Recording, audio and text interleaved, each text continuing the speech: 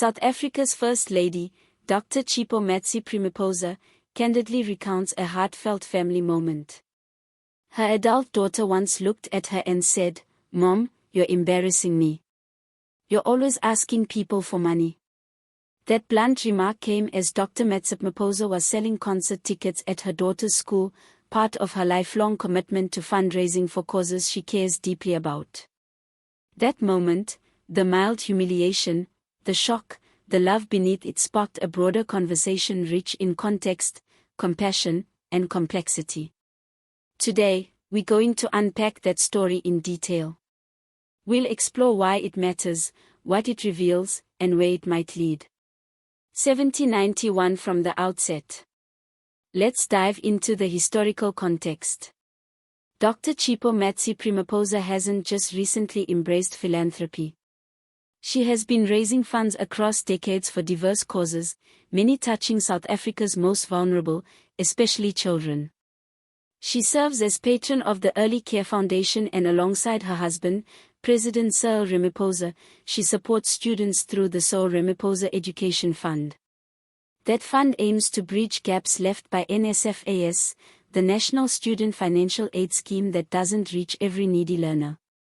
Over decades, her identity as a physician, business leader, and community organizer has been tied to fundraising.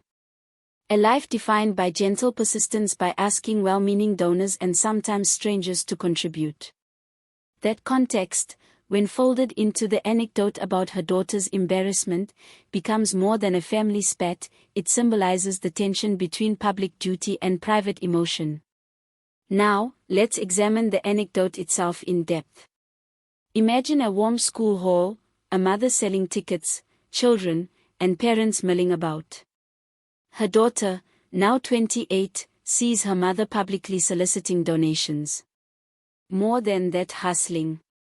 "Mom, you're embarrassing me," she says. It's a familiar teenage cry, or so it seems. But coming in adulthood, it feels more serious. While light-hearted in tone, it reveals a deeper struggle between generational expectations and maternal values. 15562D Ramaphosa shared this story during a public event at the University of KwaZulu-Natal's Nelson R. Mandela School of Medicine, where she was being honored.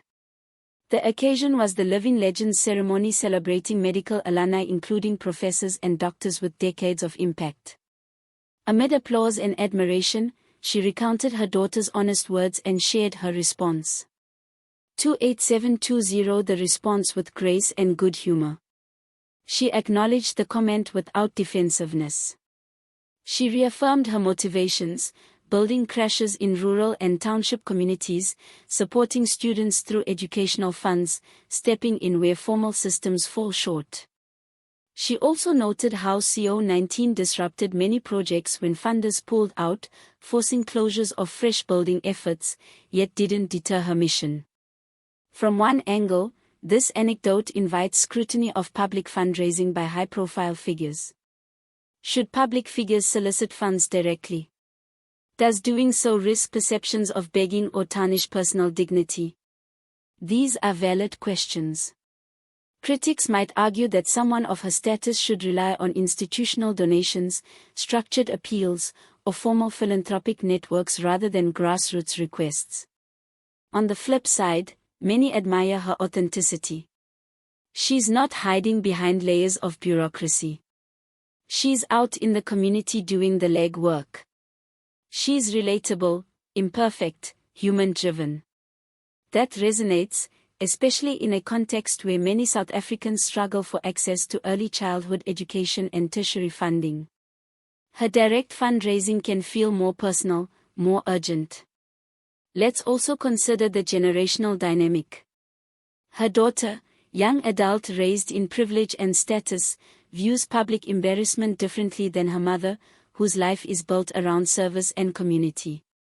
That generational clash illustrates broader shifts. Younger generations demanding privacy, prestige, dignity, older ones seeing public struggle as meaningful testimony. Beyond personal nuance, there's broader societal value in her approach. Her lifelong fundraising underscores structural gaps, Insfosa's reach, the fragility of early child care in underserved areas, the role of private activism in filling public voids. Her remarks highlight how pandemics like COVID-19 expose vulnerability, funders shift priorities, projects shutter, communities lose support.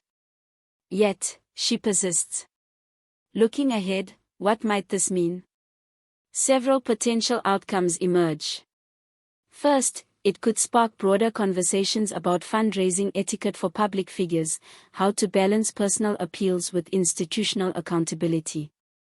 Second, it may inspire others, especially women and community leaders, to persist even when family or peers feel uncomfortable. It shows how perseverance can coexist with humility. Third, it surfaces discussion on formal support systems. If private fundraising remains necessary, what does that say about public finance and education frameworks? A reminder that even at senior levels of leadership, gaps remain. Finally, it reinforces the idea that personal stories carry weight. When high-profile individuals share vulnerability, awkward moments, or candid family interactions, audiences connect, and connection galvanizes empathy, support, and action. So, what deep insights can we take from this? 1. Personal humility can enhance public credibility. Dr. Ramaphosa did not shy away. She embraced the personal anecdote and used it to humanize her mission. 2. Intention matters. Even if the act asking for money might seem embarrassing to some, her lifelong intent remains building, supporting, and filling in where systems fail. 3. Family dynamics reflect broader societal tension. Generational perspectives on visibility, privacy, dignity, and activism differ, and those differences illuminate ongoing social evolution. For public praise and recognition like that, living legends of honor gives her greater platform. Yet with that platform comes scrutiny. She shows how to handle scrutiny with grace, humor, and continued purpose. Let's imagine the future. Perhaps this story encourages more transparency in fundraising, stronger public reporting, clearer purpose, more inclusive giving models.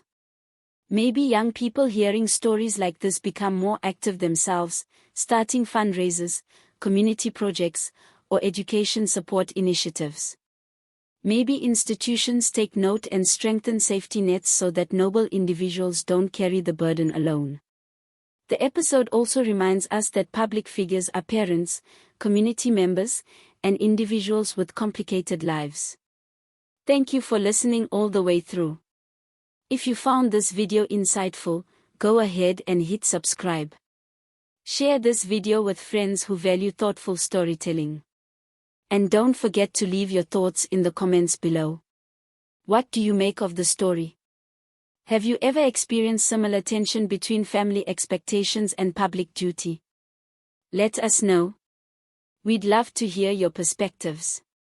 Until next time, keep questioning, keep caring, and stay engaged.